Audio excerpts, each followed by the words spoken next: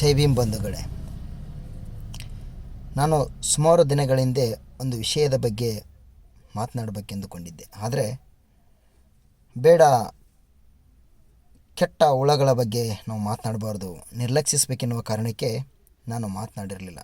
ಆದರೆ ಇವತ್ತು ಮಾತನಾಡಲೇಬೇಕು ಅಂತ ಅನಿಸಿದೆ, ಮಾತನಾಡ್ತಾಯಿದ್ದೀನಿ. ಯಾಕಂದರೆ ನನಗಿವತ್ತು ಒಂದು ಸಿಹಿಯಾದ ಸುದ್ದಿಯೂ ಸಿಕ್ಕಿದೆ. ಹಾಗಾಗಿ ಅದು ಏನಪ್ಪ ಅಂದರೆ, ಇವತ್ತು ಅನೇಕ ಸ್ನೇಹಿತರು ಸೋಷಿಯಲ್ ಮೀಡಿಯಾದಲ್ಲಿ ಭಾಳ ಚರ್ಚೆ ಮಾಡ್ತಾಯಿದ್ದಾರೆ ಮತ್ತು ಒಬ್ಬ ವ್ಯಕ್ತಿಯ ಮೇಲೆ ಸೈಬರ್ ಕ್ರೈಮು ಸಹ ಮಾಡ್ತಾಯಿದ್ದಾರೆ.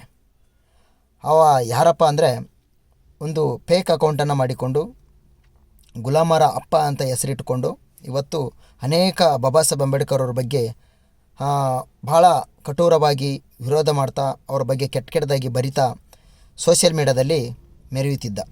ಅನೇಕ ನಮ್ಮ ಹೋರಾಟಗಾರರು ಅವನ ಮೇಲೆ ಕೇಸನ್ನು ಮಾಡಿದ್ದಾರೆ ಸೈಬರ್ ಕ್ರೈಮ್ ಮೂಲಕ.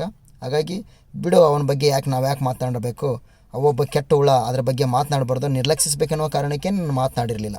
ಆದರೆ ಇವತ್ತು ಮಾತನಾಡಲೇಬೇಕಂತ ಅನ್ನಿಸ್ತು. ಇವತ್ತು ಅವನೊಂದು ಪೋಸ್ಟ್ ಮಾಡಿದ್ದಾನೆ.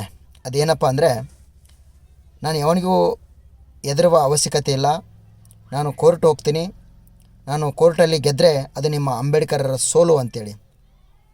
ಪಾಪ ಆ ಮೂರ್ಖನಿಗೆ ಗೊತ್ತಿಲ್ಲ ಅಂತ ಅನಿಸುತ್ತೆ. ಇವತ್ತು ಕೋರ್ಟು, ನ್ಯಾಯಾಲಯ, ಈ IPCಗಳು, ಈ ಅನುಚ್ಛೇದಗಳು, ಈ ಭಾಗಗಳು ಎಲ್ಲವೂ, ಈ ಟೋಟಲ್ ವ್ಯವಸ್ಥೆಯೇ ಡಾಕ್ಟರ್ ಬಾಬಾ ಸಾಹೇಬ್ ಅಂಬೇಡ್ಕರ್ ಒಂದು ಚಿಂತನೆಯ ಬುನಾದಿಯ ಮೇಲೆ ರಚನೆಗೊಂಡಿದ್ದೇವೆ ಎನ್ನುವುದೇ ಆ ಮೂರ್ಖನಿಗೆ ಗೊತ್ತಿಲ್ಲ ಅಂತ ಅನಿಸುತ್ತೆ. ಆದರೂ ಅವನಿಗೆ ನಾವು ಒಂದು ವಿಷಯವನ್ನು ತಲುಪಿಸಲೇಬೇಕು. ನೋಡು ಗುಲಾಮ, ನೀನು ನ್ಯಾಯಾಲಯಕ್ಕೆ ಹೋದರೂ, ನಿನಗೆ ಸೋಲು ಆದರೂ ಗೆದ್ದರೂ, ನಿನ್ನ ರಾಮಾಯಣ, ಮಹಾಭಾರತ, ಭಗವದ್ಗೀತೆಯ ಶ್ಲೋಕಗಳ ಮಾನದಂಡದ ಮೇಲೆ ನಿನಗೆ ಶಿಕ್ಷಾನೂ ಆಗಲ್ಲ, ನಿನಗೆ ಗೆಲುವು ಆಗಲ್ಲ, ಸೋಲು ಆಗಲ್ಲ.